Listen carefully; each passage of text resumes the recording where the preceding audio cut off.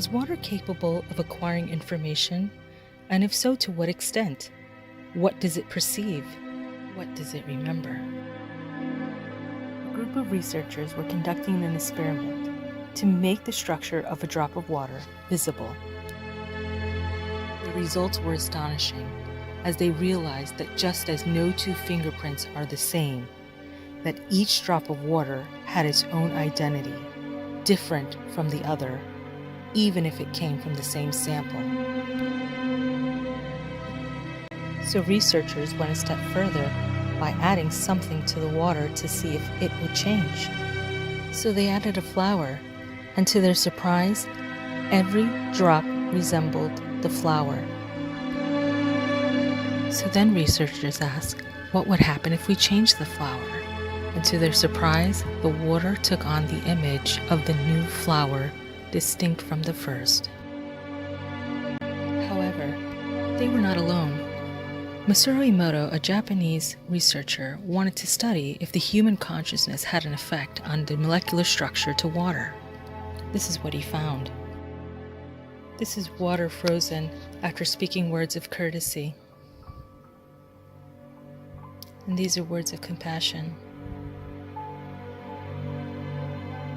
words of wisdom, and of disgust.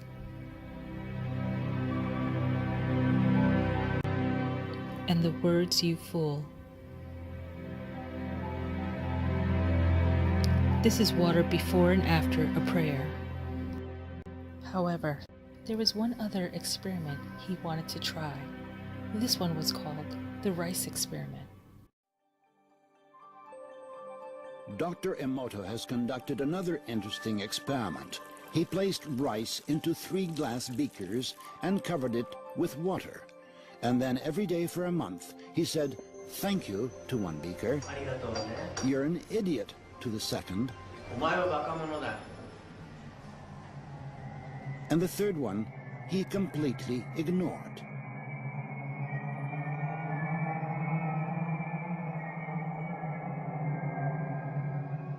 After 1 month, the rice that had been thanked began to ferment, giving off a strong, pleasant aroma. The rice in the second beaker turned black, and the rice that was ignored began to rot.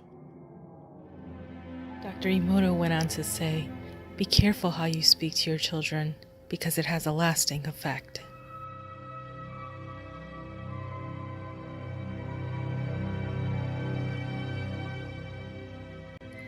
And though it's been proven that water does have a memory, there was a way to have water shake off and forget. It was found that whenever water changed its form, whether from clouds to rain or from rain to ice, it was as if it was starting again.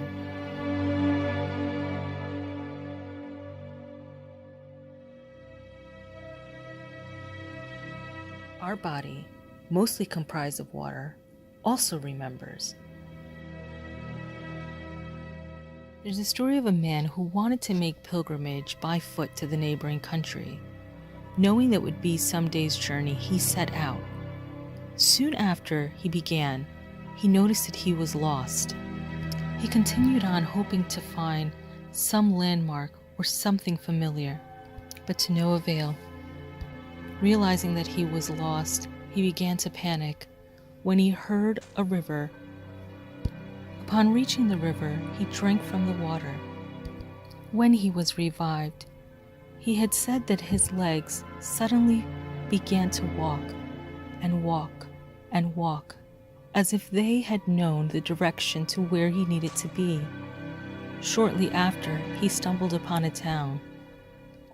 Later, when he recounted the story to his granddaughter, he had told her that the town that he came upon was the town that he was born in, but his parents had left before he was even able to walk.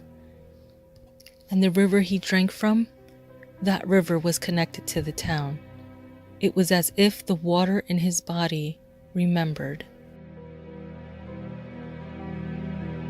It is my express hope for all Am Israel that in the zechus of our ancestors who taught us the way, that we too will remember.